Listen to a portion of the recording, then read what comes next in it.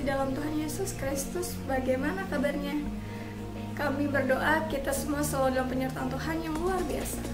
Senang sekali rasanya bisa berjumpa kembali dengan Bapak Ibu di dalam ibadah online Zion Church of Christ.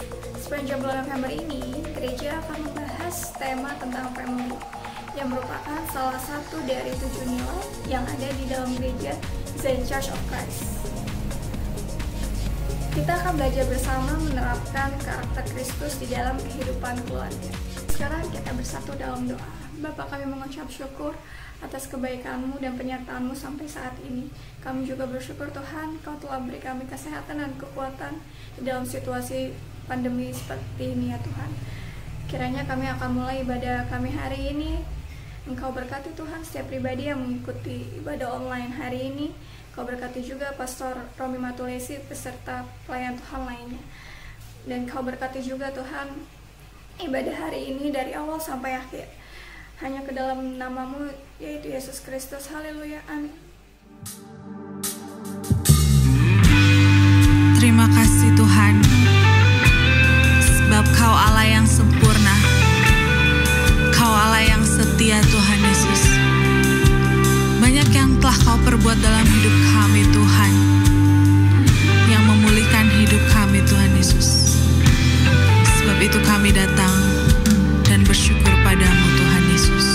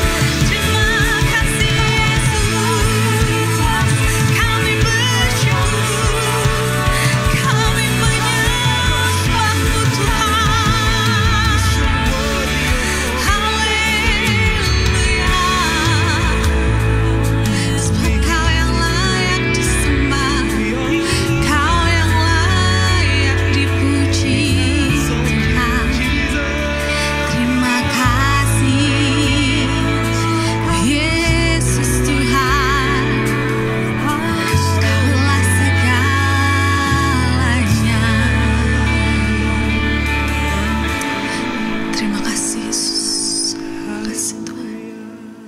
Terima kasih Tuhan. Shalom Bapak Ibu Saudara yang terkasih dalam Tuhan Yesus Kristus. Dimanapun kita berada, biarlah damai sejahtera dari Tuhan selalu beserta dengan kita.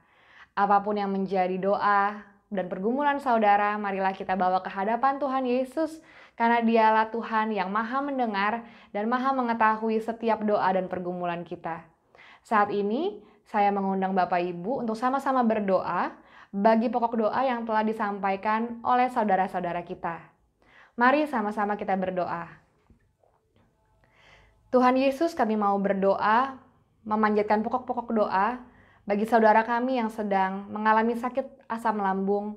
Kami percaya Tuhan, kuasa Tuhan akan menyembuhkan, akan memulihkan saudara kami, sehingga sakit asam lambungnya tidak sakit lagi, dan juga saudara kami bisa beraktivitas kembali seperti biasa, senantiasa diberkati. Kami juga mau berdoa untuk saudara kami dalam pekerjaan proyeknya. Kami berdoa, saudara kami berharap agar pekerjaan proyeknya dilancarkan, diberkati, dan juga pembayaran customer selalu lancar, cash flow-nya selalu terjaga. Di tengah pandemi ini, biarlah Tuhan selalu memberikan mujizat buat saudara kami. Kami juga mau berdoa untuk saudara kami yang memohon agar bisnisnya agar dilancarkan, senantiasa diberkati. Kami berdoa saudara kami senantiasa diberkati, menjadi berkat buat orang lain, dan selalu luar biasa dalam Tuhan Yesus. Kami juga mau berdoa ya Tuhan untuk bangsa dan negara kami Indonesia. Kami berdoa untuk setiap kota-kota di Indonesia, biarlah Tuhan selalu berikan keamanan, kedamaian, kesejahteraan. Kami berdoa bagi presiden kami memberkati, memberikan kesehatan kepadanya ya Tuhan, kebijaksanaan dalam mengambil keputusan. Kami berdoa untuk setiap kepala pemerintahan agar bisa mengambil keputusan secara bijaksana. Kami juga mau berdoa ya Bapa untuk pandemi COVID-19 ini agar segera bisa berlalu, agar segera bisa teratasi dengan baik, dan juga agar ekonomi negara kami dipulihkan kembali seperti semula. Ya Bapa, kami juga mau mengucapkan syukur, mengucapkan terima kasih ya Tuhan untuk hubungan keluarga suami istri yang telah dipulihkan. Kami berdoa agar hubungan ini sungguh-sungguh dipulihkan, sungguh-sungguh mengingat akan kasih mula-mula setiap harinya, dan damai sejahtera dari Tuhan selalu beserta dengan keluarga ini. Kami juga mau mengucapkan syukur ya Tuhan Yesus untuk saudara kami yang pekerjaan proyek yang mendapatkan yang baru. Kami berdoa dari awal pertengahan hingga akhirnya Tuhan yang pimpin proyek ini menjadi berkat buat banyak orang. Saudara kami senantiasa diberkati. Terima kasih Tuhan Yesus. Segala ucapan syukur, segala permohonan doa kami panjatkan hanya dalam satu nama yang penuh kuasa, nama Tuhan kami Yesus Kristus. Mari sama-sama saudara kita katakan amin. Sebelum masuk ke dalam sakramen tubuh dan darah Kristus, seperti biasa saya akan mengajak Bapak Ibu untuk membaca ayat renungan di minggu ini. Akan saya bacakan terlebih dahulu. Ayat renungan minggu ini terambil dari 2 Petrus 3 ayat 18 yang berbunyi, "Tetapi bertumbuhlah dalam kasih karunia dan dalam pengenalan akan Tuhan dan Juru Selamat kita Yesus Kristus. Baginya kemuliaan sekarang dan sampai selama-lamanya." Mari saya undang untuk membaca bersama. 2 Petrus 3 ayat 18. "Tetapi bertumbuhlah dalam kasih karunia dan dalam pengenalan akan Tuhan dan Juru Selamat kita Yesus Kristus. Baginya kemuliaan sekarang dan sampai selama-lamanya." Mari saudara kita sama-sama bertumbuh dalam pengenalan akan firman Tuhan dengan membaca Alkitab setiap harinya, dengan sharing bersama di komunitas iConnect.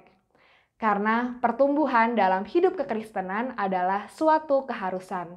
Tuhan memberkati kita semua. Mari sama-sama kita naikkan pujian berikut ini.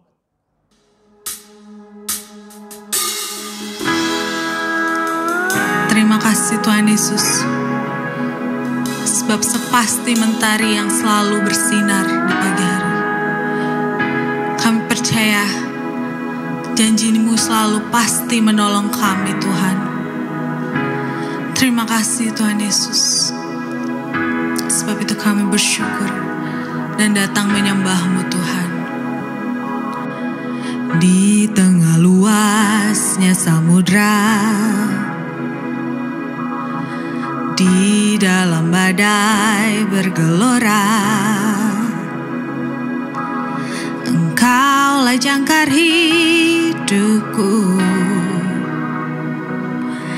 tak sekalipun ku goyah. Firman terangi langkahku, sumber damai dalam hidupku. Ku aman di dalam-Mu, penyertaan-Mu sempurna. Sepasti mentari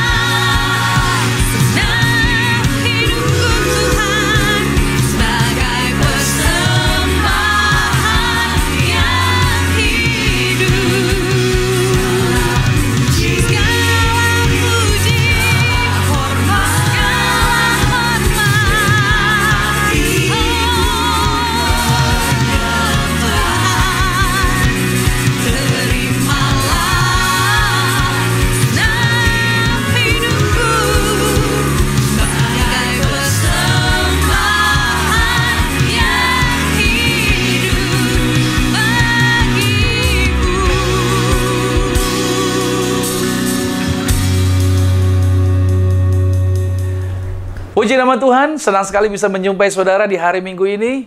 Kita percaya bahwa pujian penyembahan kita naikkan di hari Minggu ini membawa suatu lawatan yang luar biasa. Firman Tuhan berkata bahwa 2-3 orang berkumpul di dalam namaku, aku hadir bersama-sama dengan mereka. Nah, karena itu saudara dikasih Tuhan, di sukacita di hari Minggu ini tentunya tidak akan pernah berhenti dengan situasi atau dengan keadaan. Bahkan walaupun kita masih tetap ibadah secara online, tetapi saya percaya dimanapun saat ini Anda berada, di lokasi yang berbeda sekalipun, atau mungkin sedang ada di jalan sekalipun, saudara tetap bisa menikmati lawatan Tuhan, dan saudara tetap bisa menikmati setiap berkat Tuhan di hari Minggu ini. Nah, untuk itu sebelum kita masuk di dalam kebenaran firman Tuhan, saya mau ajak saudara untuk kita bersatu di dalam sakramen tubuh dan darah Tuhan Yesus. Selalu saya ingatkan, penting sekali untuk kita bersatu dengan sakramen tubuh dan darah Tuhan Yesus, untuk kita senantiasa mengingat terus akan segala kebaikan, kemurahan Tuhan. Itulah yang menjadi kekuatan kita pada waktu pikiran kita terarah kepada setiap apa yang Tuhan janjikan bagi setiap kita. Mari kita siapkan hati kita satu di dalam doa terlebih dahulu.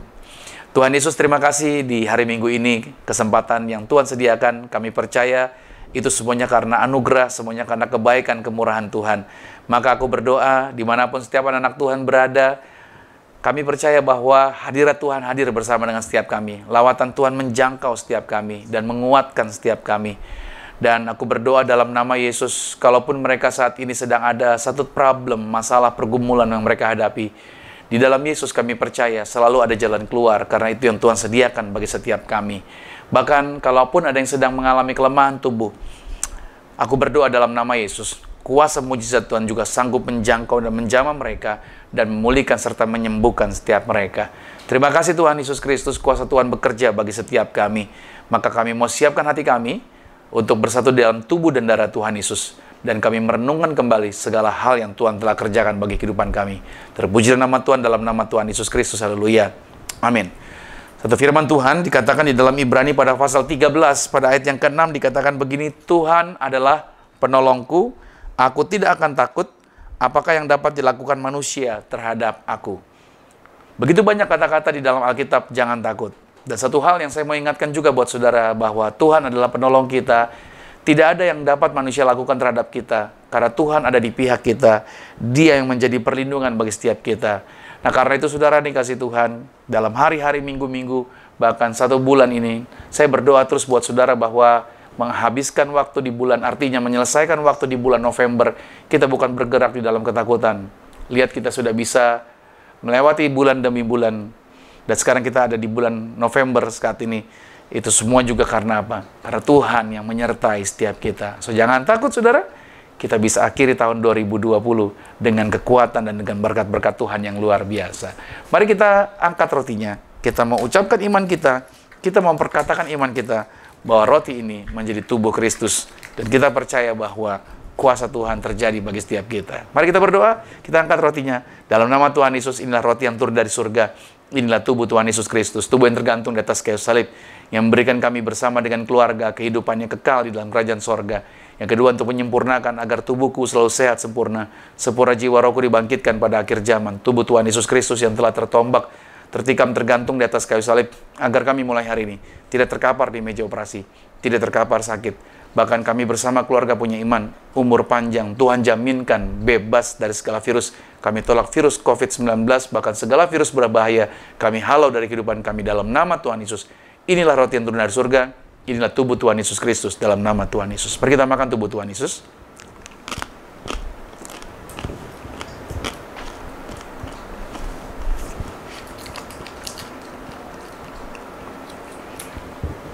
Kita mau angkat juga, yaitu anggur ini menjadi darah Yesus. Bersama-sama dengan saya, mari kita katakan dalam nama Tuhan Yesus, inilah darah Yesus Kristus, darah yang tercurah, darah yang tertumpah di atas kayu salib, sebagai perjanjian yang baru dan yang kekal. Mulai hari ini bersama keluarga kami berjanji saling mengasihi, saling mengampuni. Kasih mula-mula senantiasa ada di dalam keluarga kami. Oleh darah domba Allah, darah Yesus, kami percaya, kami dijaminkan, yaitu punya rumah di surga, punya rumah di bumi. Kami tidak akan mengembara, dimanapun berada melangkah dijagai pasukan malaikat surgawi. Aku tolak santet, aku tolak kuasa gelap, aku tolak roh jahat. Maka oleh darah Yesus, yaitu kami mengimani, kami diberkati. Apa saja yang kami pegang, apa saja yang kami kerjakan di dalam karir, bisnis, proyek, usaha, studi pelayanan kami diberkati lipat kali ganda. Bahkan 10 kali lipat dari berkat tertinggi yang pernah kami raih. Kami mengimani kuasa Tuhan, mujizat Tuhan dilimpahkan bagi kehidupan kami dalam nama Tuhan Yesus Kristus. Inilah darah Tuhan Yesus Kristus. Mari kita minum, inilah darah Tuhan Yesus Kristus.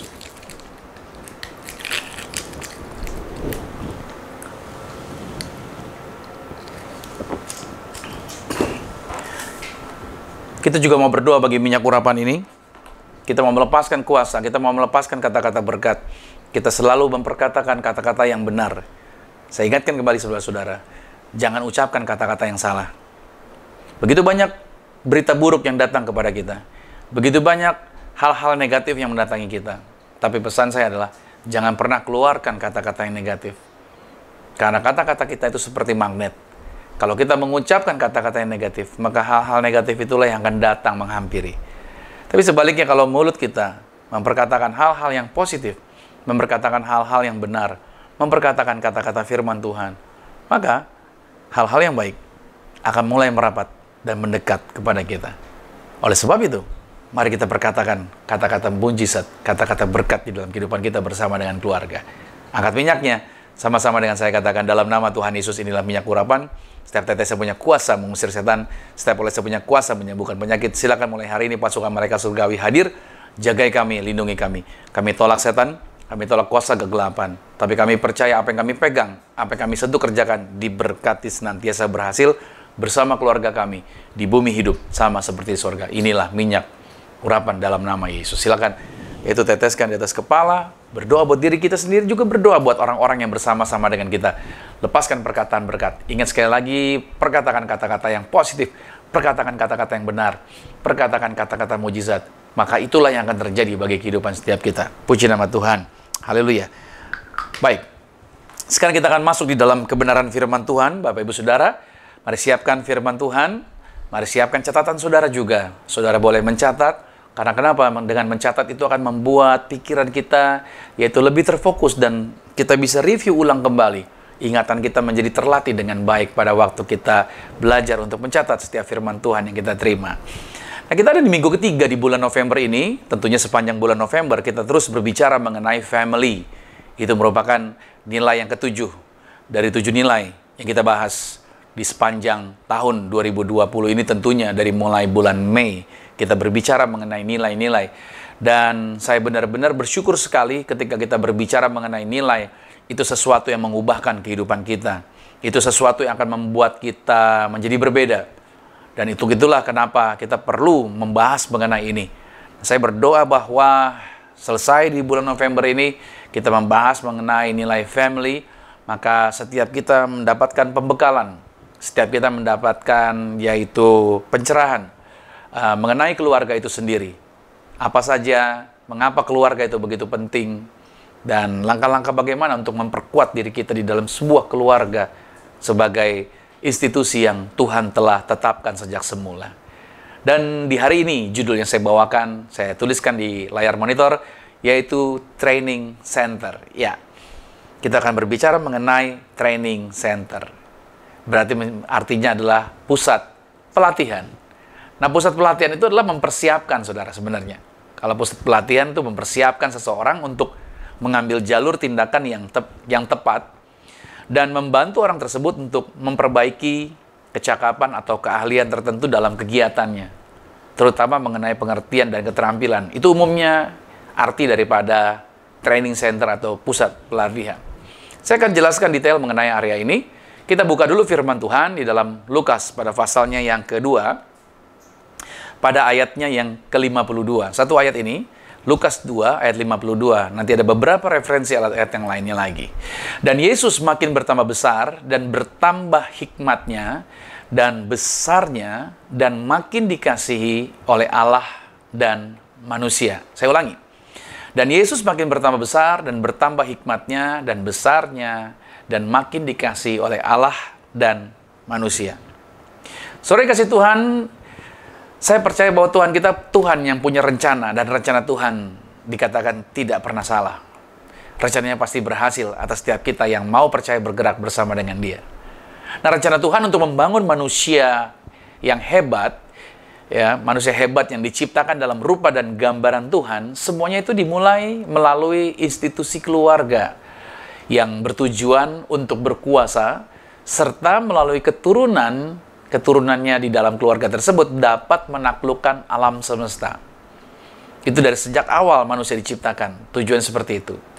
Tetapi kita melihat bahwa kemudian iblis merusaknya. Oke, dengan hasutan dan berita palsu, agar kuasa hebat yang semula telah diletakkan kepada keluarga sebagai institusi, yaitu yang idenya datang dari Tuhan, itu tidak dapat terlaksana. Iblis buat kekacauan itu, sehingga rencana Tuhan agar tidak dapat terjadi dengan baik, kuasa-kuasa yang hebat tadi tidak terjadi di dalam keluarga. Nah, rencana iblis itu ternyata terwujud pada saat Adam dan Hawa sepakat dalam dosa yang iblis telah tawarkan. Itu dapat kita baca di dalam Kejadian pada pasal yang ketiga. Nah, setelah itu, saudara, kehidupan manusia terus berjalan tentunya. Bermunculannya keluarga-keluarga baru yang dibentuk oleh manusia, di mana mereka terus berusaha mencari perkenanan Tuhan. Nah, musuh tentunya tidak tinggal diam. Iblis terus bergerak.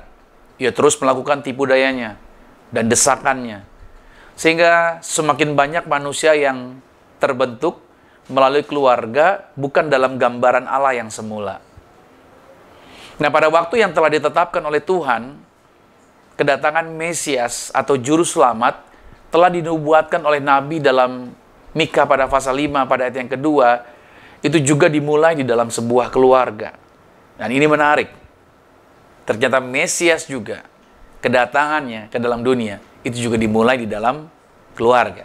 Kalau manusia pertama juga, artinya kuasa Tuhan mau dinyatakan juga di dalam keluarga. Dan mereka gagal. Tapi sekarang ketika Mesias datang juga dinyatakan juga di dalam keluarga. Dan ini menarik. Nah, sejak awal ketika Juru Selamat akan hadir, yaitu Mesias akan lahir melalui keluarga, yaitu Yusuf dan Maria. Nah, saudara, awal perjalanan keluarga Yusuf dan Maria memang harus melalui keadaan yang tidak mudah mereka jalani. Tetapi Tuhan telah mempersiapkan mereka berdua melalui latihan-latihan di dalam keluarga mereka. Kenapa saya katakan bahwa Yusuf dan Maria, mereka memiliki latihan-latihan di dalam keluarga mereka. Mari kita lihat bukti dari sikap mereka berdua. Terbukti Yusuf adalah seorang yang mempunyai ketulusan hati. Nanti saudara bisa baca di dalam Matius 1 ayat 18-19. Yusuf seorang yang tulus hati. Dia tidak ingin mencemarkan Maria begitu dia dapat informasi bahwa tunangannya telah mengandung. Dan Yusuf berniat untuk apa? Menceraikannya secara diam-diam.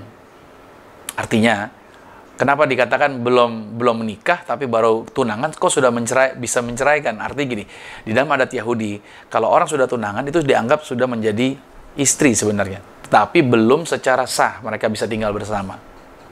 Nah, sama seandainya Yusuf menceraikan secara diam-diam, maka yang jelek sebenarnya nanti namanya Yusuf. Tapi Yusuf rela melakukan itu karena dia ingin menjaga nama baiknya Maria.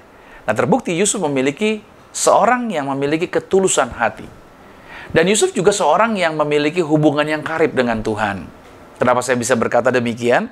Karena terbukti dalam Matius pasal 1, Matius pasal 2, setiap petunjuk yang Roh Kudus berikan kepada Yusuf, mulai dari dibilang jangan engkau menceraikan Maria, lalu ketika diperintahkan pergi dari kota itu untuk ke Mesir, lalu diperintahkan lagi untuk kembali lagi dari Mesir ke Israel lagi, lalu diingatkan lagi untuk pindah dari kota yaitu Bethlehem, pindah misalkan dia harus ke Nazaret. Jadi Anda bisa lihat di sini bahwa semua petunjuk daripada Roh Tuhan semuanya ditaati oleh Yusuf tanpa adanya penolakan. Nah, pertanyaannya dari mana sih sebenarnya sifat-sifat Yusuf ini yang begitu baik? Ini tentunya sebagai golongan dari keturunan Raja Daud. Ya, Yusuf golongan dari keturunan Raja Daud. Dan dia dari suku Yehuda. Tentunya keluarganya telah mengajarkannya mengenai konsep-konsep kebenaran. Itu yang didapat Yusuf dari keluarganya. Sebaliknya juga dengan Maria tentunya. Maria adalah seorang yang disebutkan bahwa dia seorang yang mau berserah kepada Tuhan. Pada waktu dia diminta, pada waktu dia ditunjuk, pada waktu dia dipilih untuk menjadi ibu daripada Mesias, di mana dia mengandung tanpa menikah, artinya belum menikah dengan Yusuf. Bayi yang dikandung adalah dari Roh Kudus. Dia mau berserah kepada Tuhan. Dan satu hal lagi, dia punya hati yang rela untuk berkorban. Kenapa dikatakan walaupun nyawanya dapat menjadi korban? Karena bila mana di zaman itu ada seorang wanita hamil tanpa seorang laki-laki, yang jelas maksudnya belum bersuami, maka dia dianggap cemar dan dia harus dilempari batu sampai mati. Nah, Maria rela melakukan itu. Dan ini tentunya situasi yang sulit.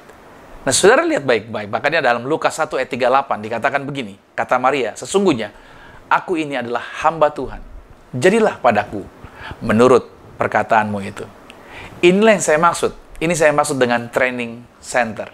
Bahwa di dalam sebuah keluarga lah, proses pembentukan karakter, proses pembentukan kehidupan seseorang itu dapat terwujud. Nah, karakter seseorang tidaklah jadi dengan sendirinya. Ingat baik nih. Melainkan ada suatu proses dalam perjalanannya. Entah itu menjadi seseorang yang berkarakter seperti Yesus, atau justru sebaliknya. Nah, semua pelatihan itu dimulai di dalam keluarga. Artinya, apa saja yang keluarga telah ajarkan, ya kan? Pertanyaan gitu, apa saja yang keluarganya telah ajarkan? Dan itu yang terjadi di dalam kehidupan Yusuf dan Maria. Mereka memiliki budi pekerti, mereka memiliki sikap yang begitu luar biasa, karena mereka telah dididik di dalam keluarga yang luar biasa. Nah, oleh sebab itu keluarga memiliki peran yang sangat penting, Bapak Ibu Saudara. Seperti minggu lalu saya pernah katakan kepada setiap kita bahwa pola asuh salah yang telah Anda terima di masa lalu dari orang tua, mungkin pernah mengalami pola asuh yang keliru. Saya katakan minggu lalu bahwa mari masing-masing hentikanlah itu. Janganlah itu diteruskan kepada keturunan Anda saat ini. Kalau Anda pernah mengalami trauma di masa kecil Anda mungkin pernah mengalami yaitu pendidikan yang keliru dari orang tua. Mari, jangan diteruskan kepada keturunan Anda yang ada hari ini. Oleh karena itu, dari teks Lukas pada pasal yang kedua yang kita baca tadi, di ayat pembuka, bahwa dijelaskan Yesus itu semakin bertambah besar hikmatnya. Dan itu yang membuat dia dikenan oleh Tuhan, dan itu membuat dia dikenan oleh manusia. Dalam terjemahan King James Version disebutkan, Jesus increased in wisdom, favor with God, favor with men. Nah, artinya, saudara dikasih Tuhan, hikmat merupakan pemberian Tuhan. Dan itu terus bertambah dalam perjalanan kehidupan seseorang. Ketika waktu berjalan, di dalam perjalanan bersama dengan Tuhan, hikmat itu akan semakin bertambah.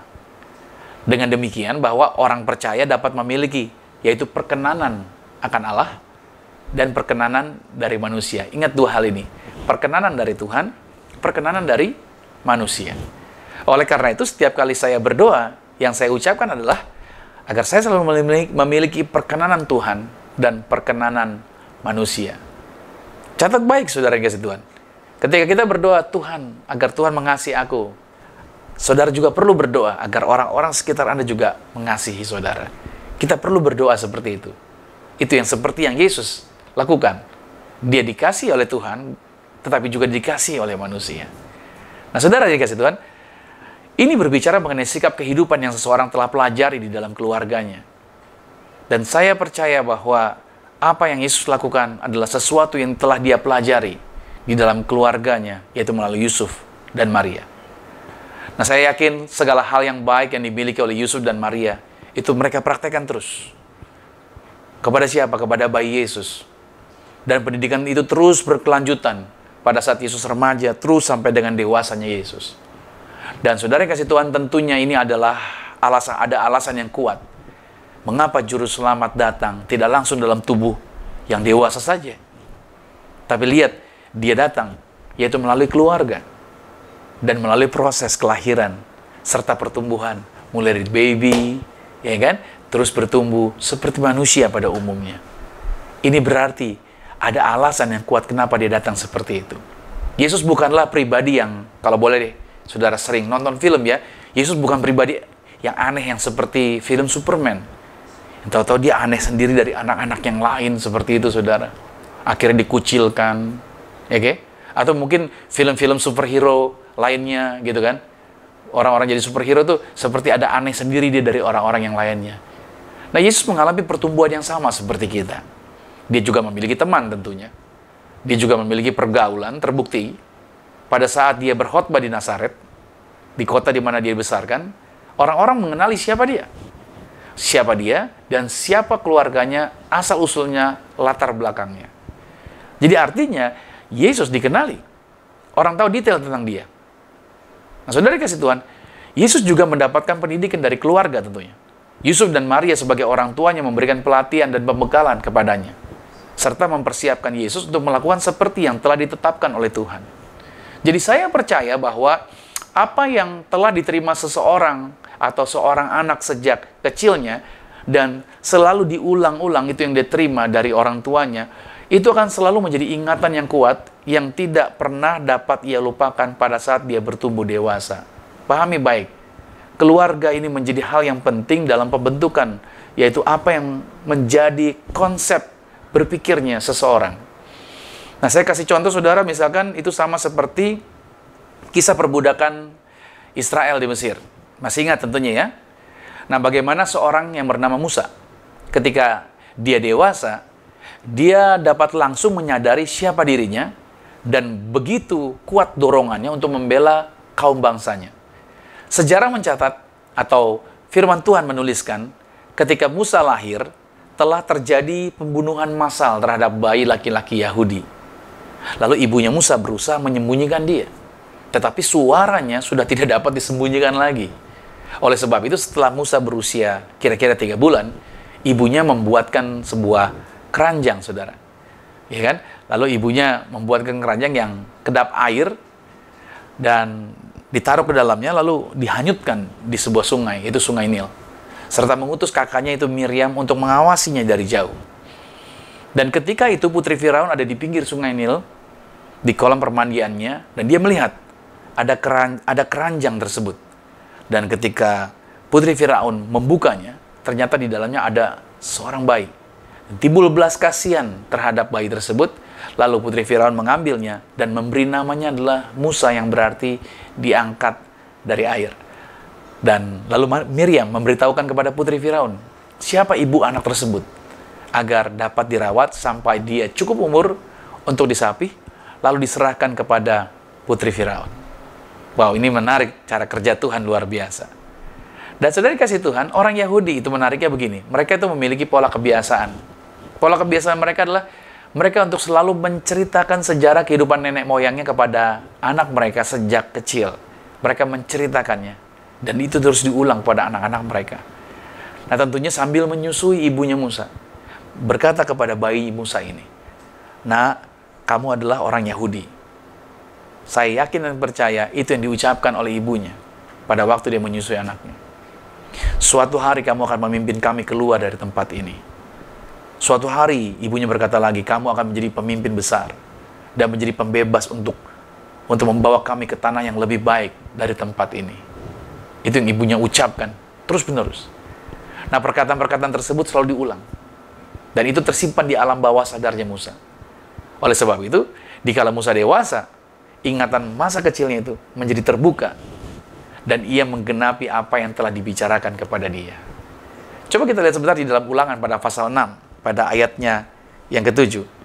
Ulangan 6 ayat 7 dikatakan begini, "Haruslah engkau mengajarkannya," perhatikan, "berulang-ulang kepada anak-anakmu, dan membicarakannya apabila engkau duduk di rumahmu, apabila engkau sedang dalam perjalanan, apabila engkau berbaring, apabila engkau bangun." Dari petunjuk ayat ini telah dijelaskan bahwa kebiasaan seperti ini Anda yang harus teach, gitu loh. Mulai dari mana? Dari keluarga. Pelatihan, pengajaran, pembentukan itu di dalam keluarga, dan itu harus dilatih terus-menerus, diulang, terus-menerus disampaikan. Para orang tua, perkataan yang Anda ucapkan kepada anak-anak Anda itu akan membawa pengaruh yang sangat besar bagi masa depan mereka. Praktekkanlah dengan benar. Oleh sebab itu, bagi pasangan-pasangan muda yang mungkin baru punya anak, atau anaknya masih kecil, atau yang sedang menunggu anak, atau yang sedang mengandung, saya cuma mau sampaikan buat saudara, apa yang kita pelajari hari ini itu sesuatu yang penting sekali untuk kita membentuk generasi yang luar biasa. Oleh sebab itu, dengan demikian, pusat pelatihan itu sebenarnya ada di dalam keluarga tentunya. Betul ya? Kita seharusnya mengajarkannya kepada anggota keluarga kita berulang kali. Dan terus-menerus setiap harinya. Karena anak-anak kita, keturunan kita, tidak akan pernah menjadi baik dengan sendirinya. Mereka harus dituntun serta ditunjukkan jalan-jalannya.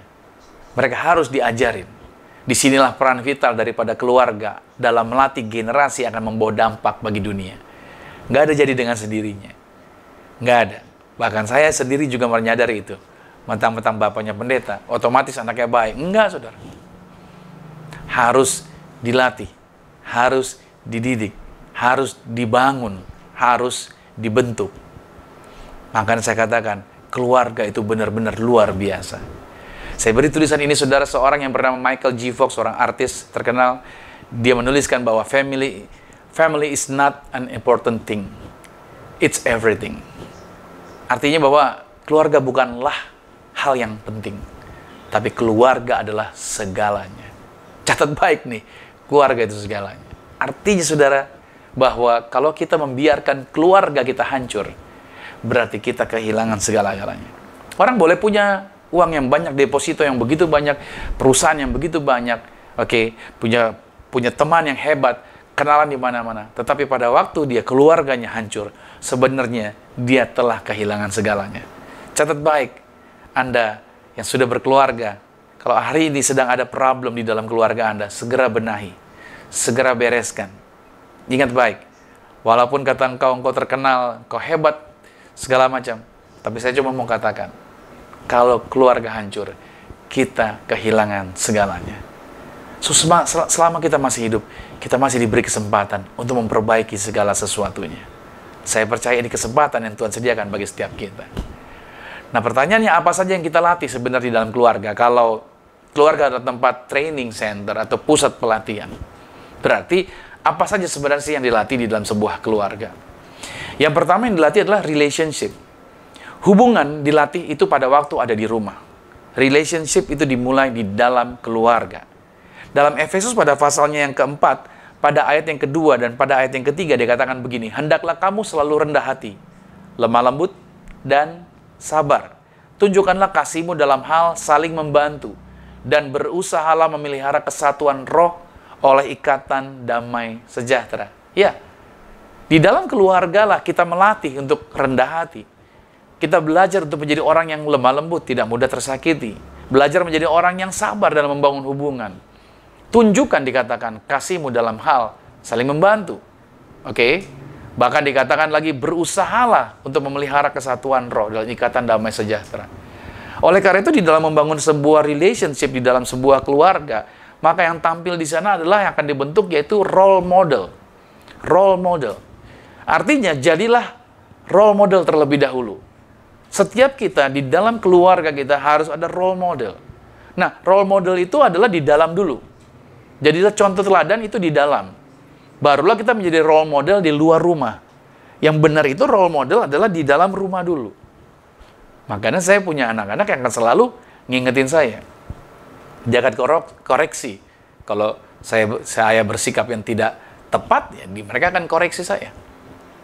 Bahkan seringkali kata-katanya pedas juga. Pendeta kok begitu, kadang-kala begitu dia mengoreksi. Tapi buat saya kayak nggak apa-apa. Karena role model itu bukan harus di luar dulu, tapi harusnya di dalam, ya kan? Di dalam dulu, ya kan? Setelah itu baru kita bisa menjadi role model di luar.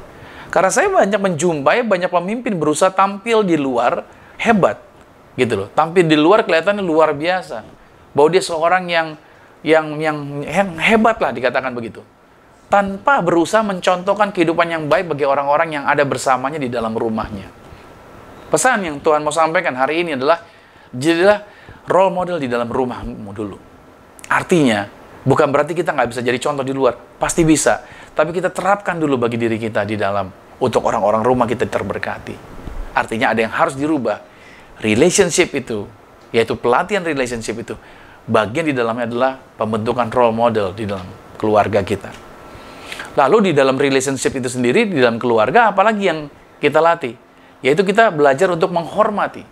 Karena sebuah relationship terjadi ketika kedua atau dua belah pihak memberikan artinya saling menghargai dan saling menghormati. Ya, di dalam keluarga harus ada respect, harus ada saling menghargai, harus ada saling menghormati.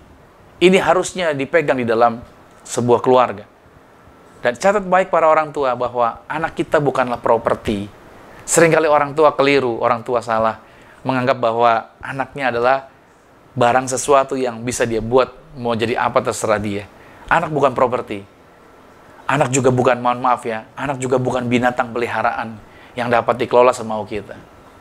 Melainkan anak adalah ciptaan Tuhan. Hargailah dia sebagai ciptaan Tuhan. Kalau dia laki-laki, berarti sebagai orang tua, perlakukanlah dia sebagai calon ayah masa depan. Dia akan menjadi seorang ayah. Apa yang dibutuhkan bagi seorang ayah? Persiapkan dia, hormati dia, hargai dia. Seperti itu. Dia punya pola pikir, dia punya pendapat tentunya. Kita harusnya menjadi orang yang bisa menghargai. Kalau dia seorang wanita, perlakukanlah dengan kesopanan. Kalau anak wanita, perlakukanlah dengan apa? Dengan cinta. Dengan rasa sayang buat dia. Karena itu yang dibutuhkan oleh seorang wanita. Dengan memiliki mental yang baik. Karena wanita ini, dia dipersiapkan, dia akan menjadi penolong bagi seorang pria nanti di masa depan dia. Karena pria-pria berhasil, saudara, ada sebuah ungkapan yang mengatakan di balik pria yang berhasil, ada seorang wanita. Makanya kalau ada pria yang hebat berhasil, jangan kau pernah lupa, ada wanita yang telah mendukungmu luar biasa. Oleh sebab itu, saya akan selalu ingatkan kepada setiap keluarga, bangun sikap saling menghormati. Orang tua kepada anaknya, anak kepada orang tuanya, suami kepada istrinya, istri juga kepada suaminya. Sikap menghargai itu, menghormati, itu perlu dibangun. Inilah yang dilatih sebenarnya. Sikap ini, relationship ini, pelatihan ini ada di mana? Di keluarga. Saya pernah katakan bahwa nggak salah masukkan anak di sekolah yang berkarakter, tetapi saya mau katakan bahwa saudara, bahwa semua hal-hal baik itu paling penting dimulai di dalam keluarga, bukan dari tempat yang lain. Yang kedua yang dilatih, yaitu di dalam sebuah keluarga. Kalau pertama relationship, yang kedua adalah karakter. Itu yang dilatih adalah karakter. Dalam 1 Korintus 15 pada 33 dikatakan begini, janganlah kamu sesat. Pergaulan yang buruk merusakkan kebiasaan yang baik. Nanti saya jelaskan ini. Pergaulan yang buruk merusakkan kebiasaan yang baik. Nah, selama ini banyak orang bingung membedakan antara watak, karakter, lalu kepribadian. 3 hal ini, watak, karakter, dan kepribadian. Dan seringkali ngeblend. Orang menjelaskannya itu adalah hal yang sama. Nah, saya jelaskan buat saudara agar kita paham dulu dengan jelas artiannya. Nah, sesungguhnya watak dan karakter pada dasarnya itu memiliki kesamaan atau sinonim, memiliki kemiripan. Keduanya di dalam bahasa Inggris kalau diterjemahkan adalah tentang karakter. Oke ya, karakter disebutnya. Watak dengan karakter kalau diterjemahkan dalam bahasa Inggris itu adalah karakter. Sedangkan kata kepribadian, oke ya, kepribadian dalam bahasa Inggrisnya itu diterjemahkan personality. Jadi kalau kepribadian berbicara mengenai personality. Dan pada dasarnya kepribadian itu lebih menunjuk pada sifat atau ciri dasar batinnya manusia yang masing-masing dibawa setiap orang sejak dia lahir. Nah, ciri dasar kepribadian ini sebenarnya sangatlah sulit untuk dirubah. Kalau tadi firman Tuhan mengatakan pergaulan yang buruk merusakkan kebiasaan yang baik, kan gitu ya. Nah, saudara, kepribadian setiap orang sangat sulit untuk dirubah atau mungkin tidak bisa dirubah. Dalam psikologi, itu melalui pengujian dan pengalaman di bidangnya sejak zaman Hippocrates, itu telah dikemukakan teori mengenai tipe-tipe kepribadian. Saudara bisa pelajari ini. Ada sanguinis, ada melankolis, ada koleris, ada pragmatis. Oke, setiap orang lahir sudah membawa tipikal kepribadian ini masing-masing di dalam diri mereka. Itulah sebabnya tadi ini merupakan ciri dasar di dalam kehidupan mereka. Itu yang disebut dengan kepribadian.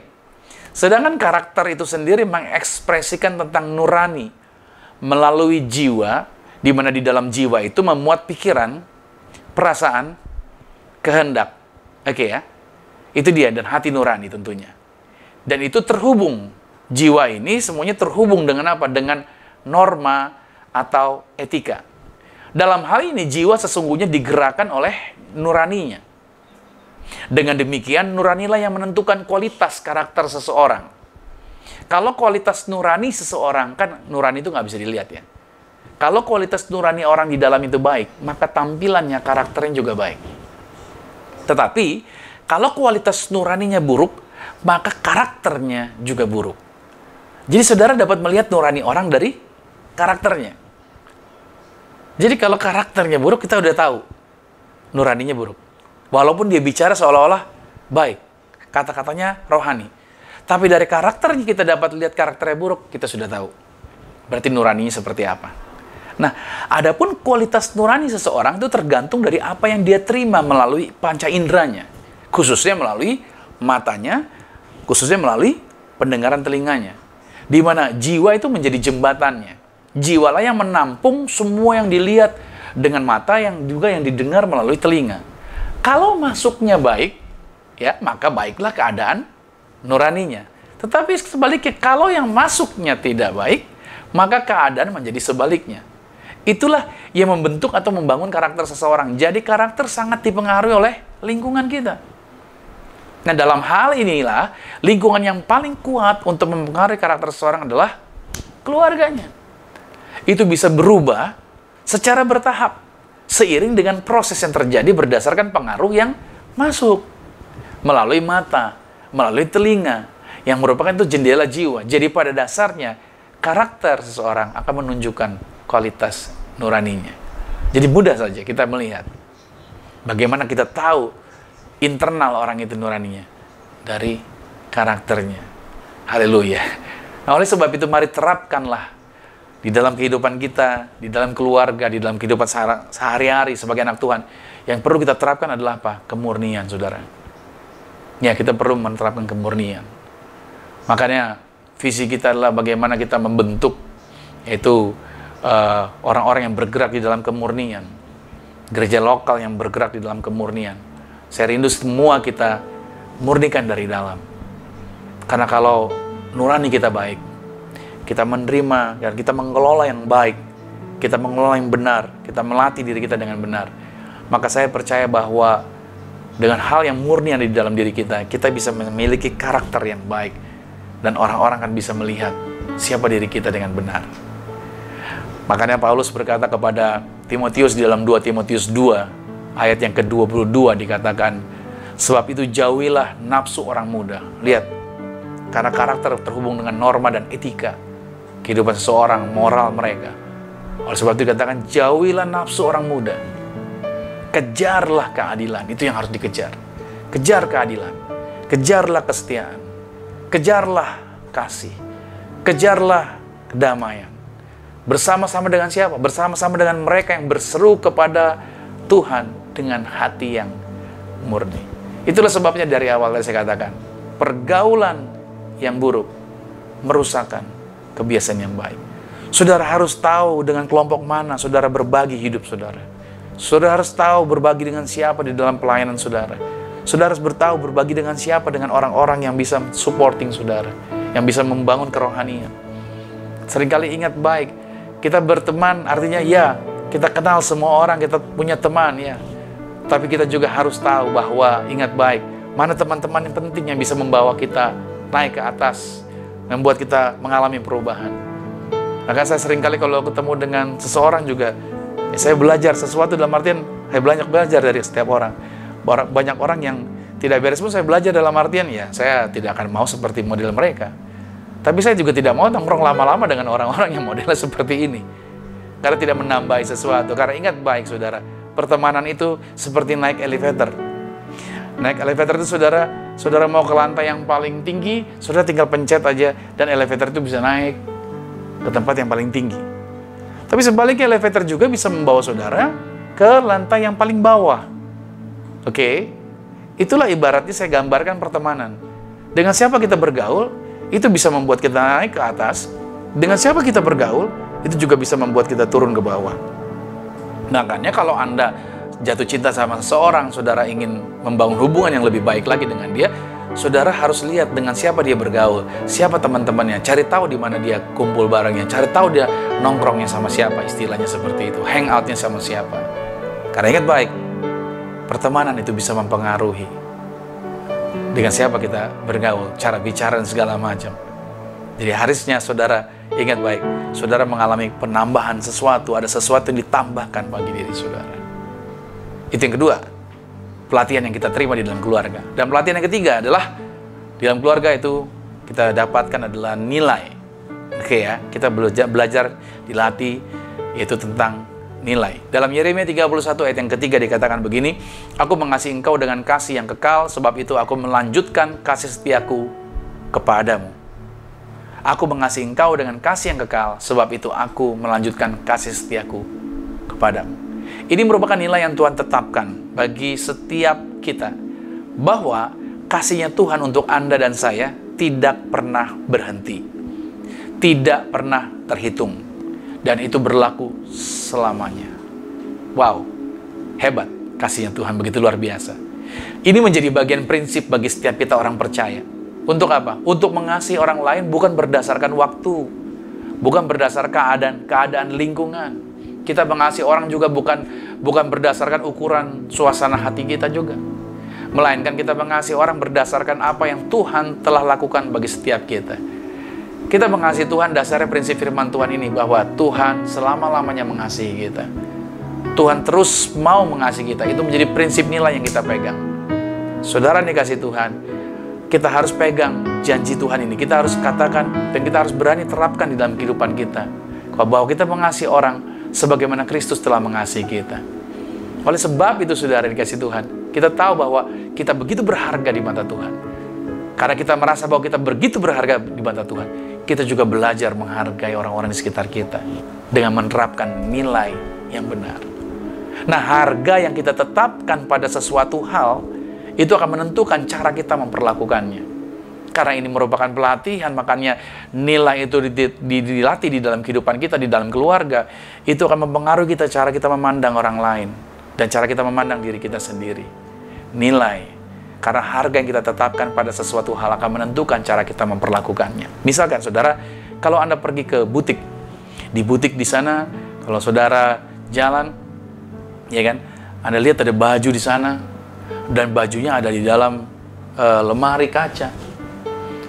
Nah, saya percaya ketika Anda melihat dan mau tahu pakaian itu, pastinya cara kita memperlakukan pakaian itu, cara kita megangnya, cara kita mungkin mau mencobanya, cara kita ngobrol dengan penjaganya juga pasti akan berbeda. Dan bagaimana memperlakukan pakaian tersebut itu juga pastinya berbeda. Kenapa?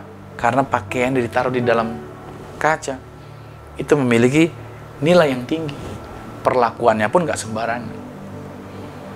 Tapi beda kalau kita belanja, yaitu di pakaian kita mau belanja kan, yaitu yang ada di tumpukan troli, yang begitu banyak numpuk, yang nyari bajunya tarik, ya kan, tarik, bahkan bajunya jatuh ke lantai pun saya yakin itu tidak terlalu penting untuk diangkat atau dipikirin.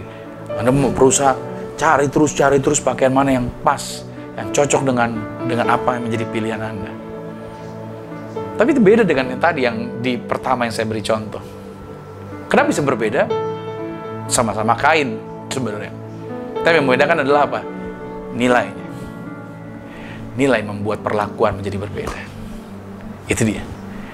Makanya saudara juga, khususnya yang para wanita, taruh nilai Anda dengan benar. Kalau Anda baru, ya kan, kenal laki-laki, lantas sudah bisa digandeng, sudah bisa dirangkul, ya kan, sudah bisa di-kiss, maka laki-laki sudah tahu nilai berapa Anda. Anda telah menaruh nilai yang rendah. Kalau Anda baru bertemu, Anda sudah bisa diperlakukan seperti itu. Laki-laki itu selalu berusaha mencoba. Tapi misalkan laki-laki itu kenalan dengan Anda, lalu dia coba pegang tangan Anda, gitu kan. Anda mau tarik tangan Anda. Apa laki-laki berhenti? Oh enggak, dia coba lagi ntar. Mungkin dia taruh tangannya di atas paha Anda. Kalau Anda diam, laki-laki langsung bisa mengukur tuh berapa nilai Anda. Tapi pada waktu laki-laki taruh tangannya di atas paha Anda, coba Anda praktekkan saran saya seperti ini. Anda langsung gampar mukanya gitu, saudara. Kalau Anda melakukan itu, tuh laki-laki pasti yang pertama kagetnya luar biasa. Yang kedua, dia akan berkata, mahal nih orang, tinggi nilainya. Nah, itu dia. Jadi kita harus menetapkan harga. Ketika kita menetapkan nilainya, maka perlakuannya juga menjadi berbeda. Haleluya. Puji Tuhan. Nah, makanya nilai ini juga yang membuat kita bisa membangun hubungan dengan orang lain jadi lebih baik. Kita bisa menerima orang dengan lebih baik. Kita belajar menerima orang lain dengan segala kondisi mereka. Kita menetapkan nilai yang terbaik bagi mereka. Dan saya beri tulisan ini bahwa family adalah hubungan yang saling mau menerima dalam segala kondisi. Puji nama Tuhan. Nah, saya yakin dan percaya bahwa pembekalan yang kita terima hari ini akan membuat setiap kita semakin dikuatkan. Betapa pentingnya keluarga dalam membawa pesan-pesan Tuhan bagi dunia ini. Nah, Anda dan saya adalah orang-orang yang hebat. Katakan sama-sama dengan saya orang yang hebat. Ya, Anda dan saya adalah orang-orang yang hebat. Dan ternyata orang hebat itu bukan ditemukan, melainkan diciptakan. Dengan apa? Dengan pelatihan. Dan itu dimulai dari keluarga, bukan dari tempat yang lain. Saudara kasih Tuhan, gereja juga menjadi keluarga yang mendesain umat Tuhan untuk menyadari bahwa mereka diciptakan segambar sama seperti Allah. Mari terus berkembang dan terus kita mengalami kemajuan. Jangan berhenti melakukan yang lebih baik. Oke, jangan berhenti melakukan yang lebih baik lagi. Hanya karena ada situasi yang saat ini sulit di depan. Tuhan hari ini telah membekali kita, yaitu dengan 3 hal pelatihan yang Tuhan sediakan buat kita, yaitu relationship, di mana di dalamnya kita belajar mengenai role model. Bukan di luar, tapi di dalam dulu role modelnya, baru kita bisa keluar. Lalu kita belajar untuk menghormati di dalam relationship itu sendiri. Lalu setelah relationship kita belajar mengenai karakter. Oke, kita belajar bahwa karakter seseorang itu ditentukan dari nuraninya dia. Ketika dia menerima yang baik, ketika dia menerima yang benar, maka karakternya juga menjadi baik dan benar. Sebaliknya kalau dia menerima yang tidak baik, dia terus-menerus mengelola yang tidak benar, maka karakternya juga menjadi karakter yang tidak benar. Makanya untuk mengetahui nurani seseorang, gampang saja dilihat dari karakternya. Dan yang pelatihan yang ketiga adalah tentang nilai. Kita yang taruh nilai tersebut. Kita tahu bahwa kita berharga di mata Tuhan. Kita juga belajar untuk menghargai orang lain. Sebagaimana kita berharga, kita juga menghargai orang dengan luar biasa. Ada amin? Saya berdoa buat saudara, di hari Minggu ini diberkati. Selamat menikmati hari Minggu yang penuh dengan kemurahan Tuhan. Maju terus di dalam Tuhan. Kita semuanya pasti diberkati dengan sukacita yang luar biasa. God bless you. Mari kita berdoa. Terima kasih Tuhan Yesus, kami percaya di hari Minggu ini bukan kebetulan. Sesuatu yang luar biasa Tuhan sediakan bagi kami. Kami belajar mengerti mengenai keluarga ini. Bahwa pusat pelatihan kami bukan di tempat lain, tetapi ada di dalam keluarga. Betapa pentingnya pembentukan segala sesuatu yang ada di dalam keluarga. Kami harus melatih, kami harus mengajar keluarga kami dengan baik dan benar berdasarkan petunjuk firman Tuhan. Aku berdoa materi firman Tuhan yang kami terima hari ini mengubahkan kehidupan setiap anak-anak Tuhan. Mereka jadi semakin didewasakan, semakin kuat, semakin solid di dalam keluarga untuk membangun generasi yang berkemenangan, generasi yang menjadi garam dan terang. Terima kasih Tuhan Yesus Kristus. Maka juga aku berdoa Tuhan memberkati setiap anak Tuhan dimanapun mereka berada. Yang mengikuti siaran ini semuanya telah diberkati Tuhan. Memberkati juga mereka yang mungkin sedang ada masalah keluarga, dipulihkan keluarga mereka. Aku berdoa dari tempat ini Tuhan, kuasa Tuhan menjamah setiap mereka. Kalau saat ini juga mereka mungkin baru pertama kali mengikuti ibadah hari ini, aku berdoa dalam nama Tuhan Yesus. Saat ini Roh Kudus juga menjamah mereka. Roh Kudus juga menguatkan mereka. Roh Kudus juga menguatkan dan mengubahkan kehidupan mereka. Aku berdoa dalam nama Tuhan Yesus. Hati mereka dijangkau, hati mereka diubahkan, hati mereka yaitu dipelihara di dalam kemuliaan Tuhan. Kami juga berdoa melepaskan berkat bagi bangsa kami. Bangsa kami diberkati, bangsa kami maju, bangsa kami hebat, bangsa kami bisa melewati situasi yang sulit, dan bangsa kami keluar lebih daripada pemenang. Terima kasih buat setiap teman-teman yang sudah bekerja sama dalam membangun pelayanan ini, untuk juga yaitu mempersiapkan acara-acara pelayanan kami Tuhan. Aku berdoa apapun yang mereka korbankan digantikan yang luar biasa, diberkati yang luar biasa. Dan aku berdoa juga Tuhan yang kirimkan segala sesuatu yang dahsyat untuk membangun pelayanan ini Tuhan. Gereja kami Zion Church of Christ diberkati yang luar biasa. Terima kasih Tuhan Yesus Kristus, dan kami percaya tangan-tangan telah berkorban dalam pelayanan ini untuk membantu pelayanan ini. Apapun yang mereka korbankan juga digantikan yang luar biasa. Terima kasih Tuhan Yesus. Terima kasih buat setiap berkat yang kami boleh terima di dalam kemurahan Tuhan. Saatnya Tuhan, kami akan mengakhiri dan kami akan menerima berkat Tuhan sepanjang minggu, bulan, tahun ini Tuhan. Biar berkat Tuhan terus terjadi bagi setiap anak-anak Tuhan. Besok aktivitas kami di hari Senin diberkati lancar dan diberkati pasti berhasil. Tuhan, sepanjang hari-hari yang kami jalani, semuanya terbuka berkat-berkat kami. Iblis tidak bisa mengganggu berkat kami. Apapun yang setan coba buat, kami halau, kami patahkan dalam nama Tuhan Yesus. Iblis tidak bisa mencuri, tidak bisa menghalangi berkat kami. Kami perintahkan, hai iblis setan, enyah dari kehidupan setiap anak Tuhan, enyah dari kehidupan kami. Kami patahkan kuasamu, engkau tidak berkuasa atas kehidupan kami. Kami umat pemenang, pasti berhasil, pasti diberkati di bumi, sama seperti di sorga. Terima kasih Tuhan. Saatnya kami menerima berkat-berkat Tuhan, dan kami meyakini berkat ini terjadi bagi setiap kami. Kekasih Kristus, arahkan hati, aminkan setiap berkat ini. Diberkatilah engkau di dalam usahamu, diberkatilah engkau di dalam pekerjaanmu, diberkatilah engkau di dalam studi sekolah kuliahmu, dan diberkatilah engkau di dalam pelayananmu. Apapun yang kau pegang kerjakan di dalam kekudusan, ingatlah perkara ini Tuhan Yesus Kristus pasti buat kau berhasil. Diangkat Tuhan, kau naik ke atas, bukan turun, jadi kepala bukan ekor. Aku berdoa sepanjang minggu, bulan, bahkan tahun ini merupakan minggu, bulan, tahun yang penuh berkat, sehingga siapapun tinggal dengan kau pasti diberkati, keluargamu diberkati, orang tuamu diberkati, saudara-saudarimu diberkati, rumah tanggamu berbahagia. Terimalah berkat anugerah dari Bapa di surga, cinta kasih di dalam Yesus Kristus, kekuatan penghiburan di dalam kuasa Roh Kudus, menyertai mengurapi setiap kita mulai saat ini sampai Tuhan datang menjemput Anda dan saya, keluargamu dan keluargaku. Kita semua sama-sama menjadi warga kerajaan surga yang percaya. Sama-sama kita katakan amin. Selamat hari Minggu, dan Tuhan Yesus Kristus berkati kita semua. Puji Tuhan.